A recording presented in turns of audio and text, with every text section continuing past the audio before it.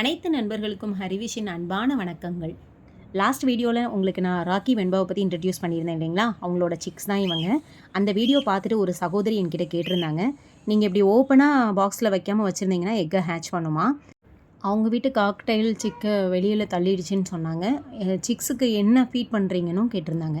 அதை பற்றின வீடியோஸ் தான் பார்க்க போகிறோம். வாங்க பார்க்கலாம். வீடியோக்குள்ளே போகிறதுக்கு முன்னாடி இந்த கேள்வியை கேட்ட சீதா லக்ஷ்மி சகோதரிக்கு ஒரு நன்றியை தெரிவிச்சிடுறேங்க. ப்ரீடிங் பாக்ஸில் மட்டும்தாங்க எக்கை ஹேட்ச் பண்ணோம் காக்டெயில்ஸ். ஸோ ப்ரீடிங் பாக்ஸில் தான் ஹேட்ச் பண்ணிச்சு. ஆனால் எனக்கு வந்து 7 எக்கு வச்சுருந்துச்சுங்க. அதில் 5 எக்கில் மட்டும்தான் சிக்ஸ் வந்துருந்துச்சு. ஃபஸ்ட்டு 3 சிக்ஸை மட்டும்தான் அது கேர் எடுத்து பார்த்துக்குச்சு, ஃபீட் பண்ணுச்சு நல்லா. அதுக்கப்புறம் மீதி வந்த 2 சிக்ஸுக்கு அது ஃபீட் பண்ணலை. ஃபஸ்ட்டு 2 டேஸ் நான் பார்த்தேன், அது பண்ணலைனால நானே ஃபார்முலா வாங்கி நானே கொஞ்சம் கொஞ்சம் ட்ராப்பாக கொடுத்து அந்த 2 நாள் காப்பாற்றினேங்க. அதுக்கப்புறம் 5th சிக்கை வந்து என்னால் காப்பாற்ற முடியலை. 4th சிக்கை வந்து ஓரளவுக்கு நான் காப்பாற்றி கொண்டு வந்து அதை வந்து வச்சுட்டேங்க. பாக்ஸ்க்குள்ளே ஒரு 15 டேஸ் மட்டும்தான் வந்து காக்டெயிலை வந்து இருந்துச்சு நைட்டு.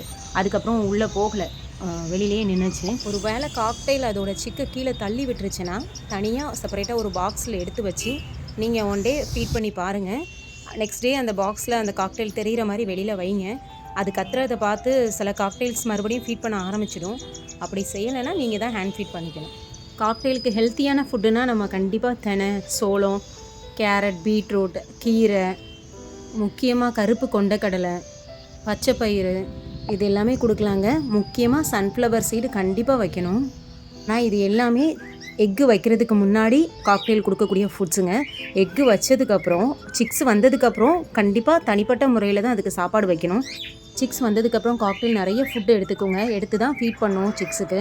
ஸோ நீங்கள் கருப்பு கொண்டக்கடலை கண்டிப்பாக காலையில், மதியம், ஈவினிங், நைட்டுன்னு செப்பரேட்டாக தனித்தனியாக ஊற போட்டு கண்டிப்பாக வைக்கணுங்க. அதோடு மட்டும் இல்லை, தெனை எப்போதுமே பாக்ஸில் இருக்க மாதிரி பார்த்துக்கோங்க. சன்ஃப்ளவர் சீடு கண்டிப்பாக இருக்கணும். அண்டு நம்ம கனவா ஓடு இருக்குது பார்த்திங்களா, அது கண்டிப்பாக வேணும். சோளம் கண்டிப்பாக வைக்கலாம். இன்னொரு முக்கியமான விஷயம், சிக்ஸ் வந்ததுக்கப்புறம் காக்டெயில்ஸுக்கு பச்சைப்பயிறு வைக்கவே கூடாது. பச்சைப்பயிறு நீங்கள் வச்சிங்கன்னா சிக்ஸுக்கு ஃபீட் பண்ணுறதை நிப்பாட்டிட்டு மறுபடியும் சிக்ஸ் இருக்கும்போதே எக் வைக்க ஆரம்பிச்சிடும். ஸோ பச்சைப்பயிறு கண்டிப்பாக வைக்காதீங்க. அண்ட் கீரையும் வைக்கக்கூடாது. டெய்லி பீட்ரூட் கண்டிப்பாக வைக்கணுங்க. துருவி வைக்கணும். நல்லா பீட்ரூட்டை கட் பண்ணி வைக்கக்கூடாது, நல்லா துருவி வைக்கணும். பீட்ரூட், கேரட் இது மட்டும் வச்சாலே போதுங்க. இது போன்ற காக்டெயில் வளர்ப்பு சம்மந்தமான உங்களோட கேள்விகளை கமெண்ட்டில் கேளுங்க. அதுக்கான ஆன்சர்ஸை உங்களுக்கு அடுத்த வீடியோவில் சொல்கிறேன். மேலும் இது போன்ற பல தகவல்களுக்கு பெண்ணின் மனதை தொட்டு சேனலை சப்ஸ்கிரைப் பண்ணிக்கோங்க.